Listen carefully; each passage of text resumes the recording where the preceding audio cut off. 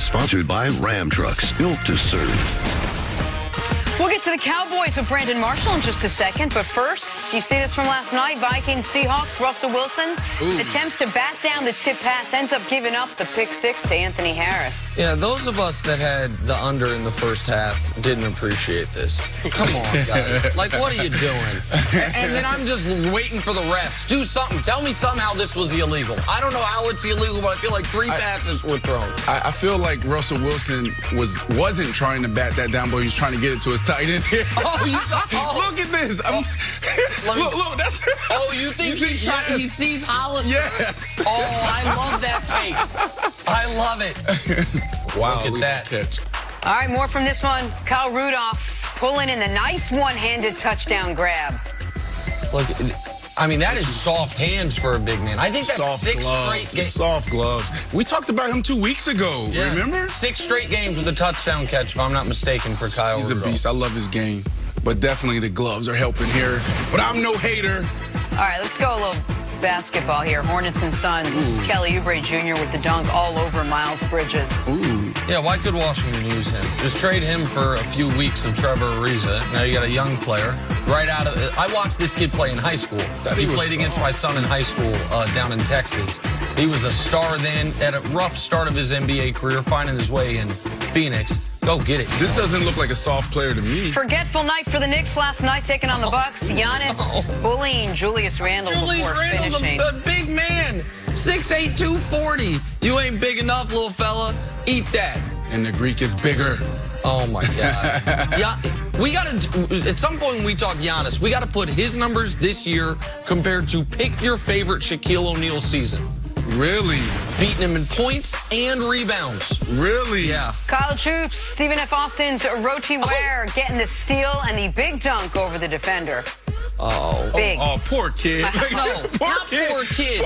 That's what you get for trying to take one of these weak sauce charges. Contest or get out the way, or that's going to happen to you. Fundamentals in basketball. That's how you win against talented teams. You got to be fundamentally sound. Is what, taking dangerous charges? Yes. Give me a break. Oh, poor kid. Stephen F. Austin. That's the coach's fault.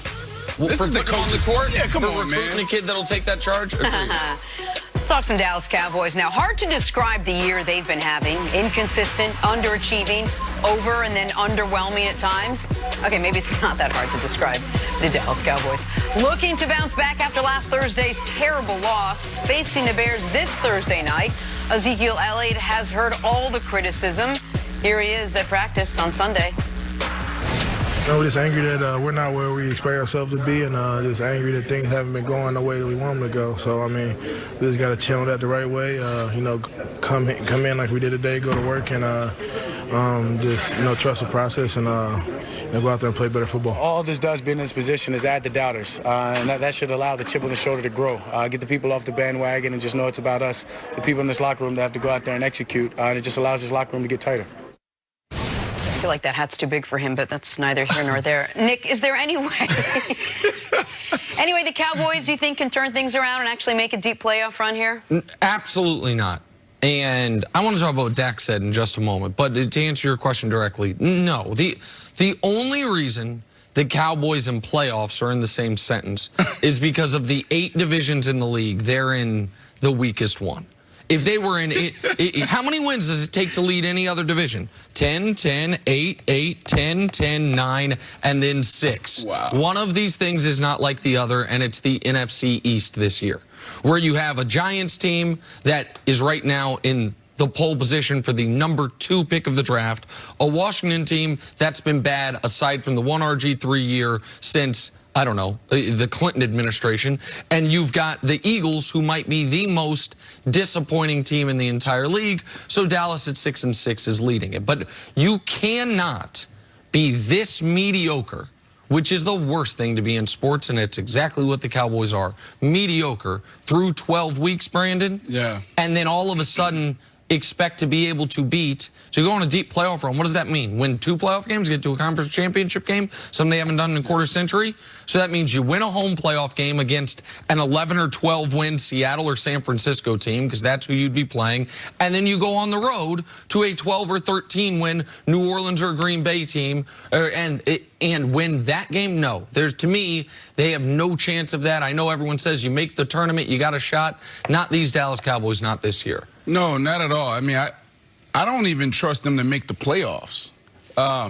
The Philadelphia Eagles gave them an opportunity this week just to still be in it when they went down to Miami and got beat, right? I trust the Philadelphia Eagles to turn this around more than I trust the Dallas Cowboys. Really? I'm over them. Over the Cowboys. I'm over them. I mean, I don't understand why we're still talking about them. Like, every week we're talking about it. You turn on any show on TV and they're talking about the Cowboys. Because there's so much potential on that team. There's so much talent on that team. No, they're not. Talent only takes you so far. They're not a smart team. They're not a smart team. You go back to the Patriots game. You had an opportunity. What did Jerry Jones say? This is a measuring stick for us, right? Let's see who we really are. They showed us in that game who they really are. One, they weren't emotional enough to take that game. They didn't show the passion. And then they weren't smart. They lost in the kicking game. A pooch kick, right? A punt block. Situational football, not making the right decisions from the coach's standpoint and the player's standpoint. It's not just on one person. It's the whole team. It's the whole organization, except Jerry Jones. I've been saying this all year. This is the one year where Jerry Jones, maybe the last 2 years, Jerry Jones has actually done a phenomenal job. Yep. He's given everyone in that organization everything they needed to win a championship. There's no excuse.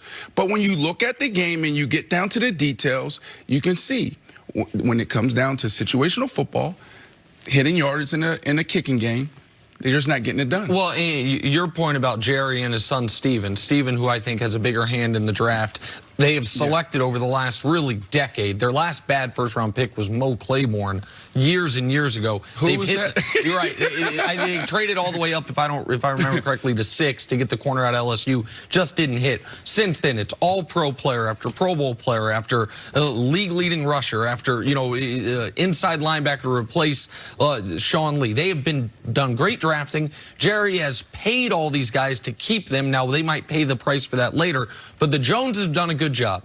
It's everyone else that hasn't held up their end of the bargain, and one could say Dak this year, prior to the last couple weeks, has held up his end. He's played really well. But I did not like that comment from Dak Prescott. I know, Jenna, you got a little tired of Richard Sherman saying everyone's doubting us, all the haters. If you're winning and you want to have the no one believes in us mentality, I actually get it. You're looking, you're searching for motivation. You want to believe the world's against you, fine. People aren't doubters when you're 6-6 and wildly underachieving. They're truth tellers. People aren't, people say, oh, everyone's jumping off the bandwagon. It's not that people are jumping off the bandwagon. It's that the bandwagon hit a tree and tipped over and people fell out. And so, like, Dak acting as if, the people are doubting us because no, people are looking at you, and through 12 weeks, 3/4 of the season, there are 15 teams in the league better than you. It is a 32-team league. That ain't great. And so I don't think you get to play the card of the chip on our shoulder. The chip on your shoulder should be from your own play. From the fact that you have had 5 opportunities to beat winning teams this year, and you are 0 for 5 with those 5 chances. Ezekiel Elliott went on to say, all of our problems can be summed up in just one thing that we're not doing right. We're not playing football well. Other than how was the play, Ms. Lincoln? But is that on coaching? Because you mentioned a couple different things. When you have that much talent, when you only got 6 wins, is that on coaching? Yeah, it seems like the culture's off somewhere in that locker room, somewhere in that team meeting. Something's off there because the mentality is wrong. To your point, when you listen to these guys speak, they're telling us a lot, right? Dak says, I have a chip on my shoulder. Zeke says, trust the process. Trust the process. We have 4 games left. What are you talking about? Trust the process. And I think that there's confusion there, and they may be off a little bit because they're leading this weak division. right? At the end of the day, they know that they still control their own destiny. But when you get into the playoffs, you're playing against these big boys. You're playing against teams that can get it done in situational football, who makes informed decisions, the right decisions. You have no chance. You have no chance, and they've shown this the last couple of weeks playing against some decent teams. Well, listen, the smartest thing the NFL ever did was expand from 6 divisions to 8, make it 4 teams per division, because we are in December. And 22 of the 32 cities involved, or teams, fan bases, feel like we're still in it. Like, because you only have to be the best of 4 and because of the wild card. So I like that from a competitive balance standpoint, from keeping fans engaged all season long, as opposed to, for example, Major League Baseball up until recently when they expanded the wild card. You had half the league at the All-Star break like, we are done for the year. Right.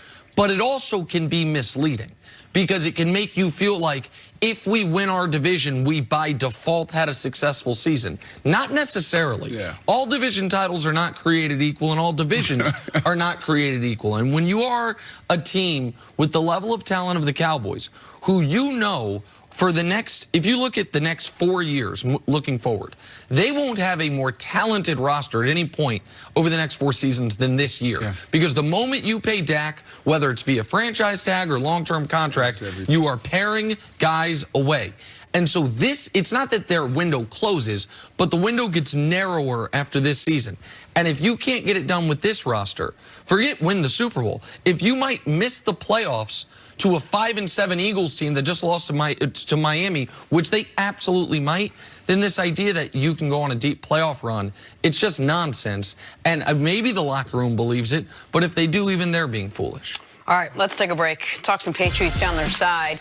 Can Tom Brady, discussing his Patriot expectations, actually convince the team that they can go pretty far? Hear from him next on First Things First. Oh, Tom, terrific.